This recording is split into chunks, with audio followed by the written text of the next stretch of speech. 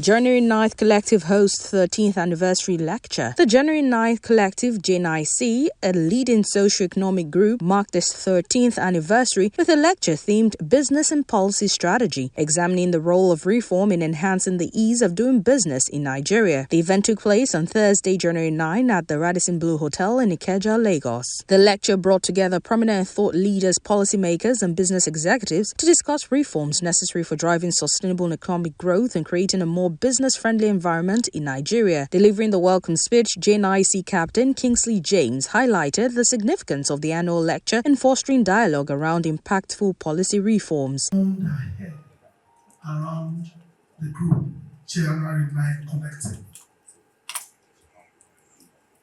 This is our 13th year anniversary. January 9, 2012, a group of young Nigerians who are concerned about how the country is going at the time met, of course, after the very popular fuel scarcity, the price increase. We met thereafter to say to ourselves, is this how we are going to be looking at everything? We are young men. 13 years ago, from my age, not that I'm younger. So we're all young CEOs. 30 of us at the time decide to meet and probably say hold our destiny in our hands. He emphasized the organization's commitment to advancing discussions that support a thriving business climate. This reform is designed to provide actionable insight for stakeholders across various sectors. That is why we have carefully selected speakers who are accomplished economists, policy strategists, financial analysts, entrepreneurs, and advocates for SME growth, James said. The topic was deliberate. Deliberate because there's no way you are not affected by the policies of government today, be it positively or otherwise. So we thought that let's bring together thinkers, seasoned and experienced people in the areas of business who will interrogate the policies that we have seen in the last 1 year plus and provide positive solutions. We are not here to condemn anyone, but the truth is that solutions, when being provided, may seem like condemnation, right?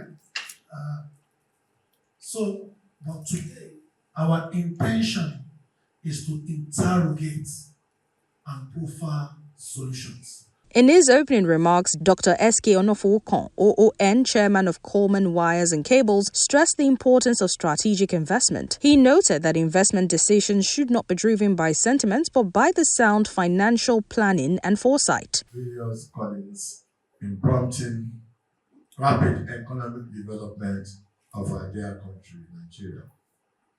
While I'm confident that the guest speaker will not only do justice to the theme of this year's conference, let me add that there could not have been a better topic that could propel the members of the JNIC, as well as our distinguished participants at this very particular conference, in channeling their investment opportunity into the areas of industrialization, I'm sure I'm speaking for man, of our economy, be it in agriculture, food processing, industrial raw materials, building materials, and more importantly in ICT, as the opportunities are immensely beyond measures. It will not be out of place to recount the number of notable attributes in the quoted ratios, such as persistence and uncommon ability to transform vision into reality, exceptional passion for achieving uncommon results, and being mindful of the fact that you cannot be doing the same thing the same way over and over again and expect different results. The lecture featured a panel of experts who examined critical issues, including policy formulation, regulatory frameworks, and the role of reforms in improving Nigeria's business environment. Even the president, when it comes on stream, he appoints ministers and special advisors. But their job is simply to advise him. Whether we listen to it, it's up to him. Okay? So our job is to ensure that we interrogate very serious conversation, bring people to share their experience, and also put to bear what they've seen. I mean, ours is not a talk show. It's what we do once a year because we just want to pick a topic, interrogate and dissect, and present a memorandum to government. That's what we do. Whether the government will act on it or not, we'll appreciate if they do. But if they don't, there's absolutely nothing we can do. It wouldn't stop us from doing so. However, although we are apolitical, we are very active political practitioners in our midst, right? And some of them have taken the opportunity to run for office at different level of government. So maybe if they eventually win at some point in life, they will also propagate those ideas that we stand for. And we are lucky today to have a past presidential candidate who ran with this same president, right? And he definitely aligned with something the government is doing. He disagree with something the government is doing, which is natural, right? And we believe that will create a listening platform for the government to see and maybe invite us to also share our thoughts. If they do that and they listen, the impact will be there. But that we will be in control of what the government does with what happened here, we can't control that. That's not, you are missing the point. This type of program is not only for the elites. It's more for the younger ones. In fact, that's why I'm here, because I believe that the younger ones need to be trusted. And that's why I also said in my speech, that you need to trust your sons, your daughters, your legacy, corporate governance.